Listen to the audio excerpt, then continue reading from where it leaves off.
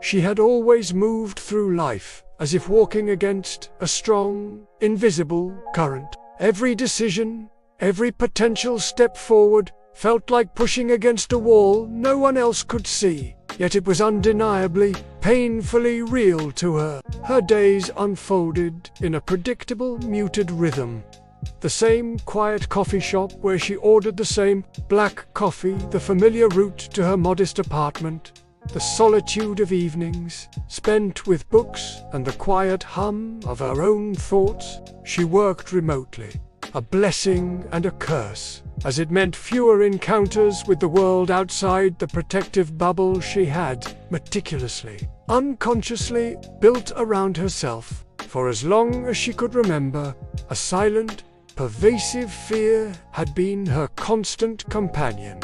It wasn't the fear of spiders or heights, it was something far more insidious, a nebulous dread of the unknown, of failure, of success even, of simply being too much or not enough. It manifested as a tight knot in her stomach whenever an opportunity arose, a whisper in her ear that said, "Don't bother, you'll mess it up, it's safer here." This whisper had shaped her existence, narrowing her world until it felt no bigger than the confines of her small living room. Dreams she once harbored, vibrant and full of color, had faded to sepia tones. Tucked away in forgotten corners of her mind, collecting dust, there was a yearning within her, a deep, resonant ache for something more, for a life lived fully. But the wall of fear stood unyielding, mocking her every hesitant glance towards a different path. The deepest frustration wasn't just the opportunities missed,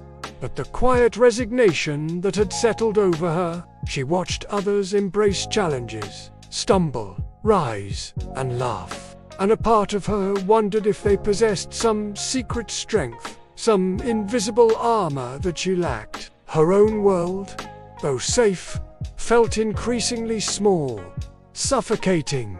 There were moments, late at night, when the silence of her apartment amplified the echo of her unlived life, a profound sadness that whispered of unfulfilled potential. She'd stare out her window at the city lights, each one a tiny beacon of someone else's vibrant existence, and wonder if she would ever truly step out from the shadows of her own apprehension. She yearned for a catalyst, a simple, undeniable sign that she could be different, that she could break free. But every morning, the routine resumed, the fear a subtle, unshakable weight on her shoulders, guiding her back to the familiar, the safe, the small. She felt like a bird with clipped wings, constantly dreaming of flight, but unable to leave the ground. One Tuesday, an unremarkable day by all accounts, something shifted. She had gone to her usual coffee shop, a creature of habit, needing the ritualistic comfort of her routine.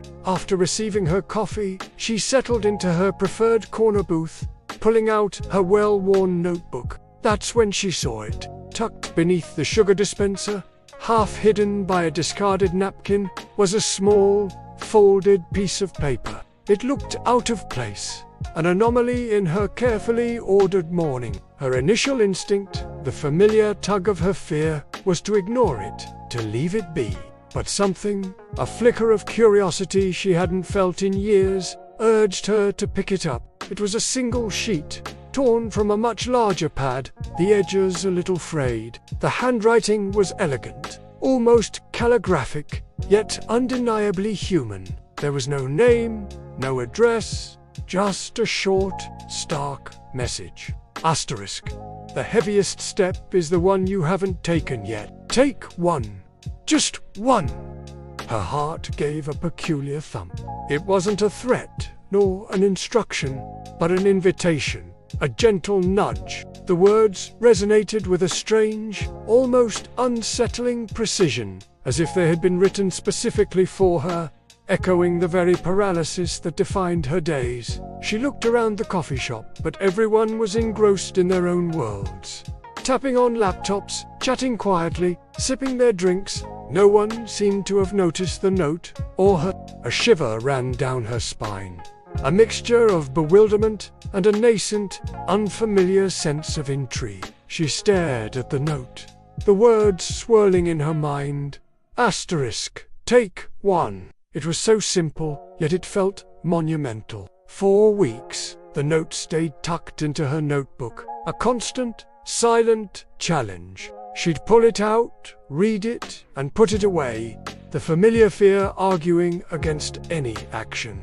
Then, one Saturday, she found herself staring at an online brochure course on digital art, something she had always dreamed of pursuing but deemed too risky, too exposing. The cost was minimal, the time commitment manageable, but the act of enrolling, of putting herself out there, felt like an insurmountable climb. Her finger hovered over the enroll button, a familiar cold dread tightening around her chest. Then, her gaze fell upon the note, lying open on her desk. Asterisk, take 1. Just 1. A sudden, almost defiant surge of something she hadn't felt in a long time. A sliver of courage bubbled up. Her breath hitched, and with a shaky hand, she clicked. It was done. The immediate aftermath wasn't euphoria, but a wave of nausea, followed by a strange, quiet sense of accomplishment. She had taken a step, a tiny, almost imperceptible one to anyone else. But, for her, it felt like a leap across a chasm.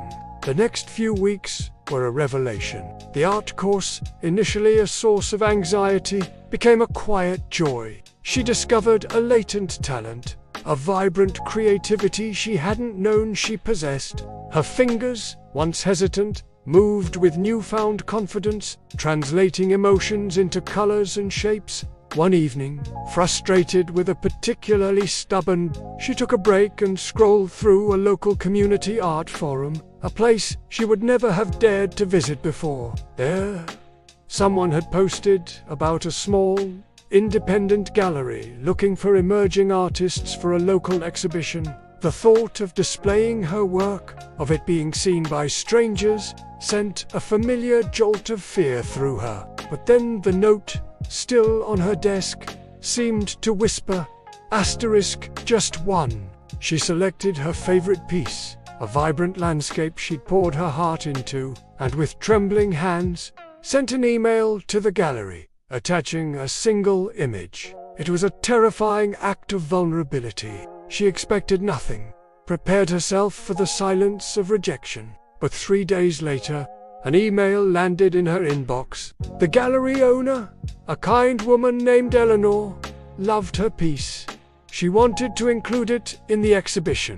The day of the exhibition, she was a bundle of nerves. Her piece was hung prominently, bathed in the soft gallery lights. People milled around, murmuring, appreciating. She stood by the wall, trying to appear nonchalant, her heart pounding a frantic rhythm against her ribs. Then, a woman approached her painting. She was elegant, with kind eyes, and she spent a long moment studying the canvas. Finally, she turned to Emily. "This piece," the woman said, her voice soft, "it feels like home. It reminds me of the hidden beauty in overcoming something difficult." "May I ask who the artist is?" Emily, her voice barely a whisper, introduced herself. The woman smiled. "My name is Clara, and I think you have a remarkable gift. I'm actually an art curator for a larger, regional gallery. We're always looking for unique voices." Clara handed Emily a business card, a genuine warmth in her gaze. "Please, give me a call. I'd love to see more of your work." Emily looked at the card, then back at her painting, a rush of disbelief and wonder washing over her. This moment, this unexpected connection, had spiraled from a single, terrifying click of a mouse. It was as if the universe, having seen her take that initial courageous step, had begun to conspire in her favor. The fear didn't vanish overnight. It lingered, a faint echo in the quiet corners of her mind. But its power had diminished, like a shadow retreating before the growing light. Clara became a mentor, guiding her through the intricate world of art. Emily's work found its way into more galleries, and eventually into the homes of collectors. Her days filled with color, with the scent of paint, with conversations about art and life. The solitude of her apartment transformed from a refuge into a studio, a space where creativity blossomed. She still kept the note. It was a little faded now, the ink a testament to its age, but its message remained as potent as ever. She understood now that destiny wasn't a preordained path waiting to be stumbled upon, but a tapestry woven thread by thread with each intentional step she dared to take. The invisible wall hadn't truly disappeared. She had simply learned to walk through it, one brave, trembling step at a time. Her true life, she realized, wasn't about the absence of fear, but the quiet courage to move forward despite it, fueled by a single, mysterious whisper that had appeared exactly when she needed it most. She had been paralyzed by something unseen, and a strange note had not only unlocked her path, but revealed a vibrant, expansive world she never knew awaited her.